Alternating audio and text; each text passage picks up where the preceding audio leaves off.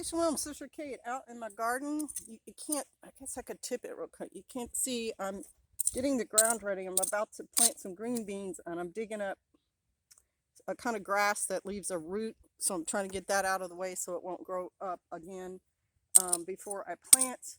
And I was, talking to myself in my head like we all do. And it occurred to me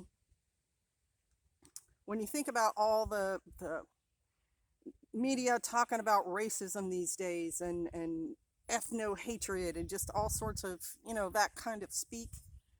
It's the media, and I don't know why, but I would guess people in power want to control the masses. They're afraid of the masses. They're afraid of what a mob can do to them, and so part of the political rhetoric in America right now is to sow confusion so people aren't sure of what's going on.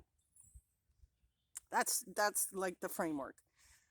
But to be specific to you, how does that affect you? Should it affect you?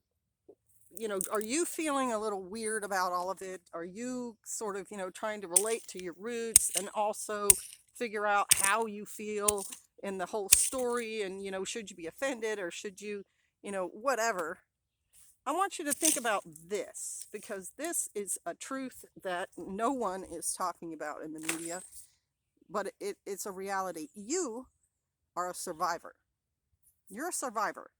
Now, I know some of you are going to be saying, well, Sister Kate, I haven't done the smartest thing in my life, and I'm divorced, and I live alone in an apartment, and I have nothing, and whatever. Doesn't matter. You're a survivor. And not only are you a survivor of whatever has happened to you thus far in your life, you are a survivor of what has happened to all your forebearers in their lives.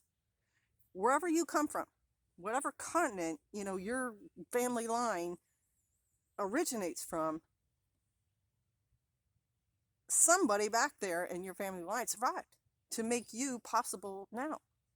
And so I want you to think about some of the things they had to survive.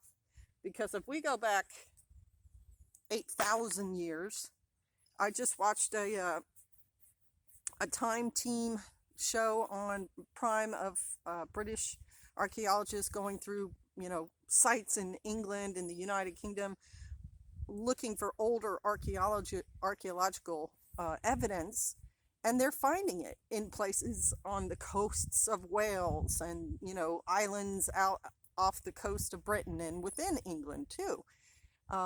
Evidence of people living in these areas, usually near water, because in the good old days when you didn't have a tap to turn on, you had to get your water from a stream or river or whatever. And also water meant food because the ocean has fish, lakes have fish, streams have fish. 8,000-year-old remains, and finding that they did things like fishing and made pottery to carry stuff and used fire to cook with. And so your ancestors did that, no matter where they were. If they were out in, sub-Saharan Africa, they hunted, they fished, they ate game, they butchered game, they built shelters for themselves, and they cooked their food over fires or ate it raw. And eventually someone in your family went out and gardened. Somebody out there eventually got into agriculture so that your family could, live better, more sustainably. And then someone in your family probably had a business at one time or another. Maybe it was a miller or a butcher or a woodcutter or a farmer or a plowmaker or a hairdresser. They made their living, and somehow each generation of your family survived until it came down to you. And so here's my so maybe you're saying to yourself, what am I doing? I'm looking into Torah as my religion. I'm looking into getting out of the cities because people in my movement or the prepper movement are telling me that's the way to do it so I can be sustainable agriculture. This is garlic back here. I've got collards over there. I'm about to put green beans here, but there's wild edibles all around me. I want you to think about this because I don't advertise, I don't recommend this life to you lightly. I'm not saying it lightly. I'm saying with a lot of experience behind me. I'm almost 60. I've lived in several foreign countries. I've gone to college. I've had dinners at embassies, and I've met generals and ambassadors and people like that. And that's not even, I mean, I'm not like the upper crust. I'm not in Hollywood or anything, but I've seen some things and I've done some things. I've lived in big cities and I've lived in the country and I've lived in the suburbs, and I've had enough money to go buy whatever I wanted, and I've also had times when I've had to be very budgeting with our money and spending it very wisely. And I want you to take the full weight of all of that and then ask yourself, if I'm out here spending 2 hours in the morning with this Korean great tool, Homey. It's excellent for digging up soil and weeding. If this woman with all this experience is sitting out in the dirt, in the weather, with this tool, digging and planting stuff, why? Right? Why? I think there's value in this life. I do. I think this life is more fulfilling than anything else that the world has offered, including a high paying job.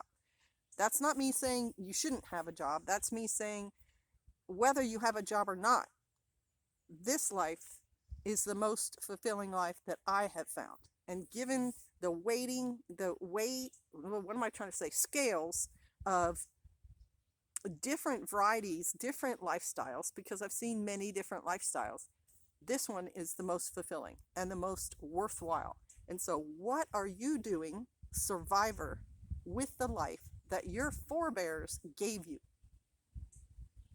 What are you doing?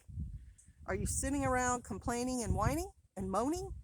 Or are you going to do something with this precious life that your forebears and the Father gave you?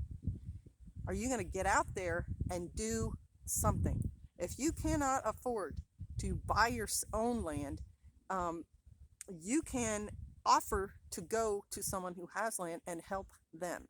You can put yourself in a closer proximity to other people in your belief system, your community. Or let's just pretend you're in an apartment building. You can volunteer at a nearby park. Park systems are always shorthanded. There's never enough park rangers. They depend on volunteers. You can volunteer.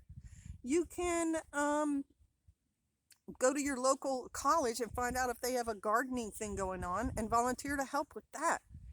But use the life that God gave you and your forebears gave you, surviving the plague and wars and cultural destruction and nomadism, and possibly walking across a land bridge somewhere, and ice ages and drought and volcanic eruptions. Do something with that life and do something productive. All right, I'm going to get back to planting these things. Bless you. I hope this motivates you. Shalom.